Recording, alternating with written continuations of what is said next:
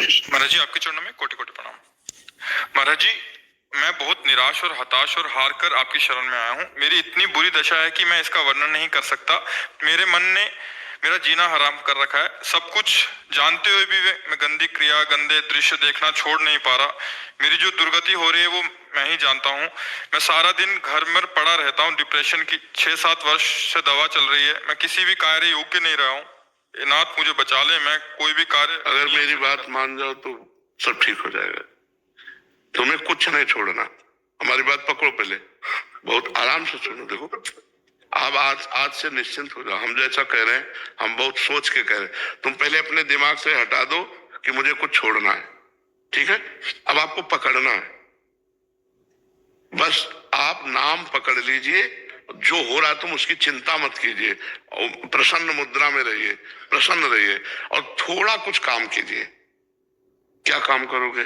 घर के काम है कुछ? थोड़े बहुत नहीं। घर में किसानी होती है? नहीं होती। क्या होता है घर में? कैसे चलता है? वैसे सब नौकरी करते हैं तो मैं पढ़ाई कर लेता हूँ सब। एक कुछ काम करो, वो मतलब कार्यरत रहो। गाय भैंस कुछ है? कुछ काम करो। बस मैं आपको दोस्त बना देता हूँ। दोस्त बना देता हूँ मैं आपको। हाँ, पहली बात तो यह कि तुम गलत हो, हटाओ दिमाग से। हम जो कह रहे हैं मानो इसे, आज से दिमाग से हटा दो, क्योंकि ये सोच जो है ना, ये आपको गिराती चली जाएगी। आज हम आपको कह रहे हैं, हम आपका हाथ पकड़ रहे हैं, आप निश्चिंत रहो। आप पहली बात छोड़ो कि आप गलत हैं, ठीक है? दूसरी, आप कभी गलत हो ही नहीं सकते। आप भगवान के अंश है। ये अंतःकरण गलत है, ये मन गलत हो गया है, तो इसको दंड भोगने दो। तुम चिंता मत करो। पहली बात तो तुम भगवान के अविनाशी अंश हो, चेतन, अमल, सहज, सुख राशि। अमल का मतलब होता है निर्विकार। तुम्हें कभी कोई विकार आ ही नहीं सकता। तुमने क्या किया? अपने आप को भूलकर शरीर और मन को अपना मान लिया। इसी से सारी गलतियां हो रही। पर वो ज्ञान का विषय, हम तुम्हें बिल्कुल साधारण बता रहे। पहली बात तो तुम सोचो मत कि हम भिखारी हैं। जैसा सोचोगे वैसा बन जाओगे। देखो, पहुंच गए ना डिप्रेशन में, और आज से उठना शुरू हो जाएगा। हमारी बात मान लो। पहली बात तो है कि तुम जैसा हम कहें वैसा करो। दूसरी बात, हमारी सामर्थ्य तुम्हें उठाएगी। हमारी सामर्थ्य जानते हो? हाँ, आज से तुम देखना तुम्हारे हृदय में प्रसन्नता का एक रेखा खींचेगी और बढ़ती जाएगी, क्योंकि श्री जी ने भेजा है तुम्हें। अब तुम अपने जीवन को नष्ट करने की जो धारा है, इससे आप उबर जाओगे। राधा नाम जप करो, निरंतरता। जहां पड़े हो और मन तुम्हारा सोच कर रहा है, उसको सोचने दो। तुम बार बार राधा राधा राधा, जो गलती हो रही होने दो। तुम बिल्कुल निश्चिंत हो जाओ। एक दिन वो बल आएगा कि सब छूट जाएगा। बहुत जल्दी वो समय आएगा, क्योंकि आपका प्रयास और श्री जी का बल ये आपको उठाएगा। आप इससे उठो, बिल्कुल निश्चिंत रहो। तुम कोई भी गलती का टेंशन मत लो। पहले टेंशन मुक्त हो, फिर प्रसन्नता तुम्हारी गलती पर चढ़ बैठेगी और गलती कभी नहीं होने लगेगी। धीरे धीरे ठीक हो जाओगे। एक गलती पर केवल असर करो, अपने दिमाग में लाओ कि तुम्हें ब्रह्मचर्य नहीं खंडित करना भी।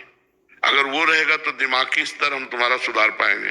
गुरुदेव, मैं हमेशा दिन गिनते रहता हूँ, मतलब बस आज नहीं किया, कल नहीं किया, पता नहीं मैं स्थिति छोड़ो। बस एक चीज केवल करना, हस्त क्रिया मत करना। बस एक चीज पकड़ लो, तुम हस्त क्रिया मत करो।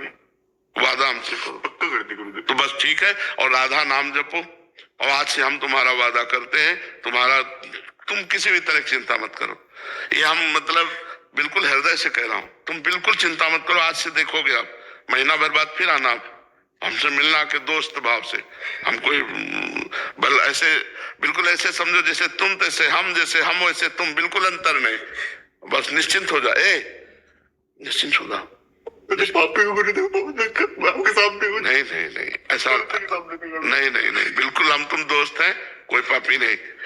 देखो, गंगा जी के पास जब जाया जाता है और गंगा स्नान किया जाता है, तो अपने को लगता है ना कि मैं पाप रहित हो रहा हूं, क्योंकि गंगा स्नान कर रहा हूं।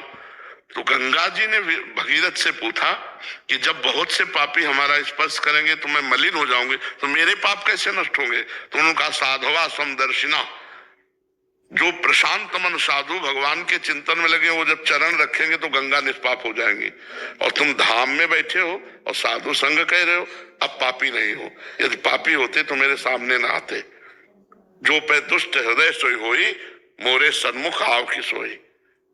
पापवंत कर सहज स्वभाव भजन मोर। अभी तुम्हारे ऊपर भगवान की विशेष कृपा है, तुम आज से डिप्रेशन रहित मान लो।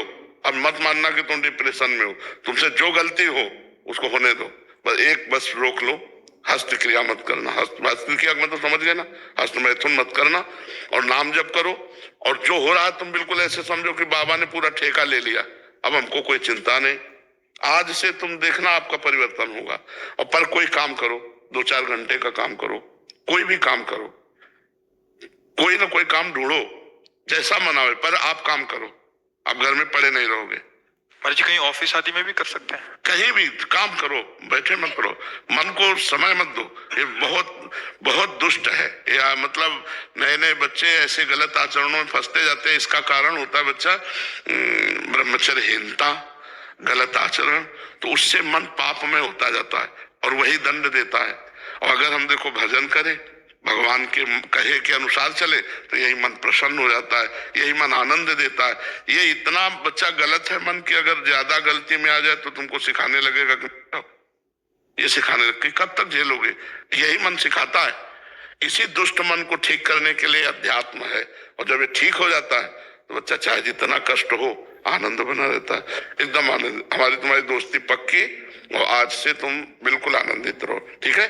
अब अगली बार जब आना ना तो आप बताना कि आपका मन कैसा है, ठीक है? हमारे पास इंजेक्शन है, तुम जाओ, ये ठीक हो जाएगा।